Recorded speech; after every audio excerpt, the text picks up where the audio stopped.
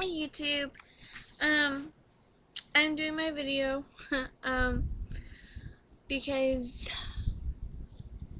I'm fixing to go to bed and I've just had a really just wonky freaking weekend. Um and it's just been really freaking crazy. First off, Friday I had to drive like an hour away basically to practice for my sorry about my hair bow. To basically practice for my brother's wedding because he was getting married on Saturday. Then Saturday, oh no, it's not going to come out. I had to drive all the way back because I was not staying out there um, Saturday. Just drive, or Saturday, yeah, I wasn't staying out there. So I drove all the way back Friday, and I got there Friday, and I was part of the wedding, so I had to get myself into my dress, which was absolutely crazy. um, because the zipper on the back of it is kind of jacked up, so you have to kind of work with it, or the zipper goes through the material on the zipper, and then it gets stuck and you can't pull it up. And with there being no extra fabric, it was pretty hard. So then, um, we managed to get it on, but we had to zip it up past the kink and then kind of slide it over. It took like 4 people to get it on me.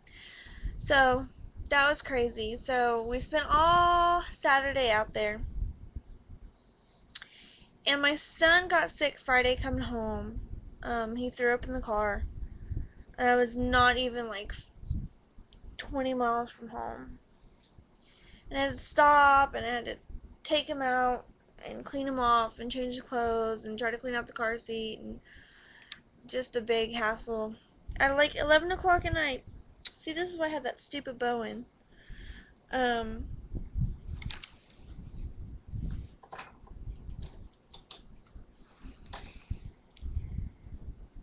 sorry. Um, so that was a big hassle. And then I had to stop by Walmart anyways to get stuff to make my hair bow. Because that's the hair bow I wore with my dress. Um,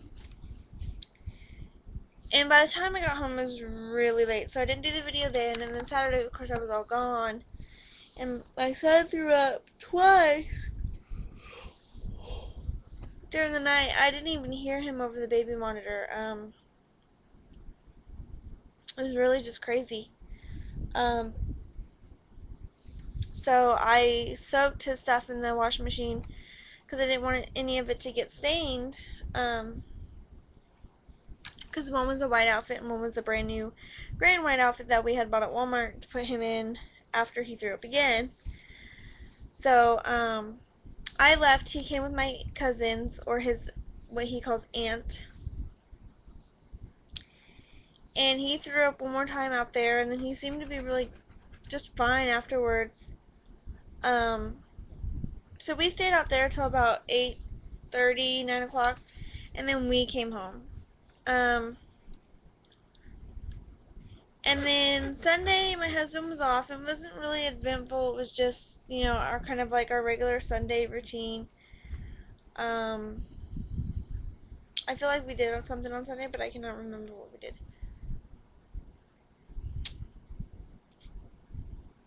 Yeah, we couldn't have done much because the car seat's out of the car, so. No, we went somewhere. I remember going somewhere. I don't know. So, anyways, and then Monday morning, I woke up with this really, really, really just, was it Monday? Yeah, it was Monday. Because today's Wednesday. These really bad contractions. They woke me up about 9:30. I usually sleep until 10:30 because I'm up so late. And they were so bad that I was just like, oh my gosh. And of course, contractions sometimes can give you a lot of pressure in your bottom and make you feel like you have to go number two. And I just kept feeling like I had to go number two. I went to the bathroom, there was nothing. There was even just a small amount of pee in the bathroom. So about 10:30, I called my doctors. Of course, it's Memorial Day, so they're not open. I don't know why I didn't even think about that. But she got back to me and told me to start timing the contractions. So about 10, I started timing the contractions, and at 10:30, they were coming every 2 to 3 minutes and lasting from 45 seconds to a minute and a half. So I called my doctor back and she said to go to labor and delivery. So we got in the car and we went to labor and delivery. I get to labor and delivery, and of course they admit me, kind of like the ER does, kind of for like observation. Told her, in 35 weeks, having contractions every 2 to 3 minutes. They're, you know, lasting for like a minute. Okay, okay, okay. So they get me in the bed, or they have me pee in the cup, of course, and then they get me in the bed and they put me on the monitor, and of course I'm having contractions. And she's not fighting the little thing, the heartbeat monitor, which is really just amazing because she always fights it. She hates it. So they come back and they give me this huge pink thing. I'll show it. I have it right here. It's got ice in it. Full of water. And she tells me to drink it. That'll probably save me from getting an IV because I'm probably dehydrated. To which I then reply, I can't keep up anything that I had been throwing up all morning. And as a matter of fact, I started throwing up quite violently right before I left for the hospital.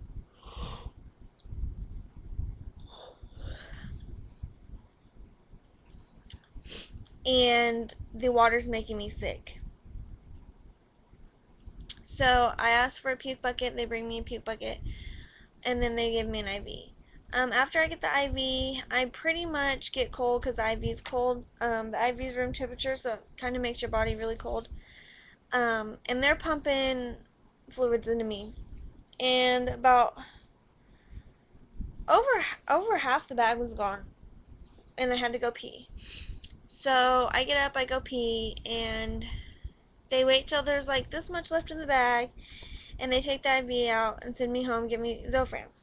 Well, I had to get off TRICARE, so I had to get on Medicaid. And Medicaid has already filled the Procardia for me, antibiotic for me, and something else for me, so they won't fill it till June. So my anti-nausea medicine to stop throwing up is not going to be filled. And it's like $85 for that crap. I'm just like, holy crap, I can't afford that. So, whatever. So, we get home, and I kid you not, I got home long enough. The hospital is about 15 minutes away. I get home long enough to get out of the car, come in the house, go to the bathroom, lay down in my bed, eat 2 pieces of ice, and they're little pieces of ice, lay down, sit back up, and vomit everything that the hospital had given me. Great. Mind you, they gave me Zofran in my IV. Great. So now I'm throwing up all over again. And I have no idea why they sent me home, because I was 1 centimeter dilated, 1.5 centimeters dilated when I got there, and they checked me. After I was hydrated and used the restroom, I went back to 1 centimeter dilated, and I was not effaced anymore. So they sent me home. I threw up. I spent most of the day sleeping and throwing up because my husband didn't have to be at work till 5. So when he left for work, he took my son over to my cousin's house, or his aunt. And shortly thereafter, I woke up, and I went over there also and spent most of the day sleeping. when I came home, and Tuesday I was feeling a lot better, but I was still kind of like, ugh. But I was hydrated. I was always trying to drink a lot of water to stay hydrated. Um, because it's really too early for this baby to come. Although she's been trying to come for a while now. Um, and now today I am really hydrated, but I am pretty sure that I've lost my mucus plug. So this is going to be a fun week. And then of course my husband leaves tomorrow because he has drill this weekend, and it's a meet of 4, which is Friday, Saturday, and Sunday instead of Saturday and Sunday. So he has to leave tomorrow, and he has to report Friday. And I really don't want him to go because I'm really afraid that she's going to decide to make her entrance this weekend. On Wednesday, though, I do have my 36-week checkup. I have to get my Group B strep test done. Hopefully she isn't here on Wednesday. Um, if I do give birth soon, I really want to wait till towards the 37-week mark or after the 37-week mark. I am anxious for her to be here, but I do know that every day and every hour and every minute and every week counts. So, I'm really struggling because some part of me really wants her out because I'm tired of dealing with contractions. I'm tired of dealing with the constant, my abdomen feels like it's, sorry, I'm having an extraction.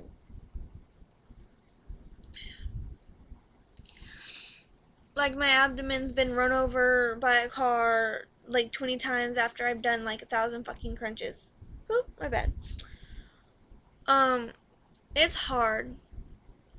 And between the pelvic pain and the abdomen and the back pain, I'm just absolutely miserable. And it doesn't help that my husband's kind of a douchebag either, but men really just kind of don't understand sometimes. So it's hard, you know. And of course, it's hard to feel sympathetic for them because you're the one that's in pain and you're going, why don't you understand? But I do understand. It's just hard for me to be nice to him when it's like, you know, it's your baby too. So, we're getting down to the last couple weeks and I'm really excited. I don't know. I don't know what's going to happen. So, if you guys don't hear from me for a while, I know I've been really slacking out here lately, but if you guys don't hear from me in a while, I might just pop up with a baby. So, I just want to let you know, guys know what's going on. I do get messages from you guys here and there, and it's touching. So, I will show you my stomach, and I'm going to show it to you sitting down with all my pillows around me. Only because I've gotten some stretch marks, and I really don't like them. So, here's, one stretch mark on this one side. It's really bad and it itches a lot, and that's a bug bite, so don't worry about that. And then on this side, there's kind of like some right here. I call this my battle wound, my battle scar, and this one's my zebra stripes. So, that's my tummy. Um, not, I mean, I have some more stretch marks on my sides, but they were there, I think I showed you a couple of videos back, and they really haven't changed. I just got the ones on my front. So, that's it, and I will talk to you guys next week. Be safe, have fun, whatever, and don't work too hard or go to school and study too hard. Bye, guys.